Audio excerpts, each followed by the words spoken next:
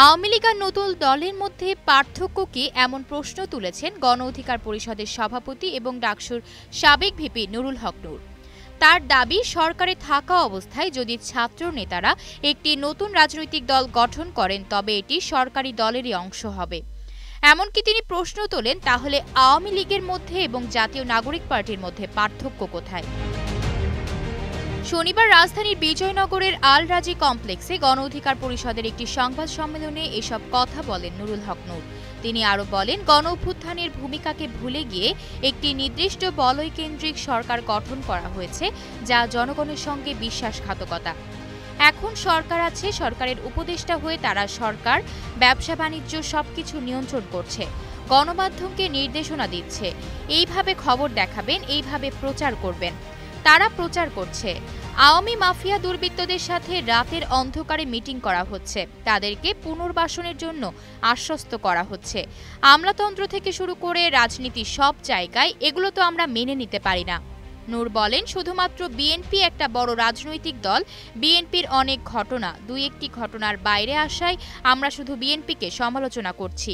এই ছাত্র নেতৃবৃন্দ যা করছে আপনারা গোয়েন্দা সংস্থার প্রতিবেদন থেকে যেদিন জানতে পারবেন সেটিও আপনাদের গা শিউরে উঠবে। অবশ্যই আমরা চাই তারা ভালো রাজনীতি করুক, পরিশুদ্ধ রাজনীতি করুক, কিন্তু সরকারের থেকে সেটি সম্ভব না। এখন একজনে দল গঠন করেছে, একজন পদত্যাগ করেছে, বাকি দুজন তো সরকারেই আছে। সরকারের বিভিন্ন মন্ত্রণালয়ে ছাত্র উপদেষ্টাদের তদারকি কমিটি আছে। সরকারের সাথে কাজ করায় স্বাভাবিকভাবে ৩ উপদেষ্টার একটি ভালো নেক্সাস তৈরি হয়েছে। এখন তারা যদি একজন পদত্যাগ করে, দুজন তো আছেই, এবং এই আন্দোলন কেন্দ্রিক বিশেষ করে এইখানে যারা উপদেষ্টা গঠন হয়েছে তাদের আমরা গত ৬ মাসের যেই ভূমিকা দেখেছি, এটা নতজানু একটা ভূমিকা।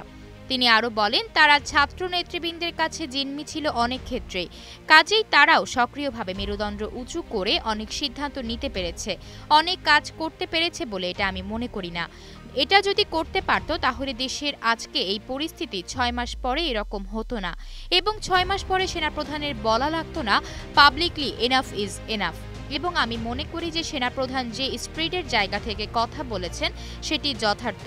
তিনি সংকটের আজ করতে পেরে কথা বলেছেন, আপনারা এগুলো বন্ধ করুন, দ্রুত সময়ের মধ্যে নির্বাচনের দিকে হাঁটতে হবে, এছাড়া এখন আর গতি নেই। দেশি বিদেশি নানা ধরনের ষড়যন্ত্র হচ্ছে, এই ধরনের একটা খোলা অবস্থায় বিভিন্ন গোষ্ঠীকে ব্যবহার করা হচ্ছে। নুরুল হক নূর বলেন, সেই জায়গা থেকে ছাত্র নেতৃবৃন্দ সহ অন্যান্য রাজনৈতিক দল, আমরা ৪২টি রাজনৈতিক দল, হাসিনার বিরুদ্ধে আমরা আন্দোলন করেছিলাম একসাথে।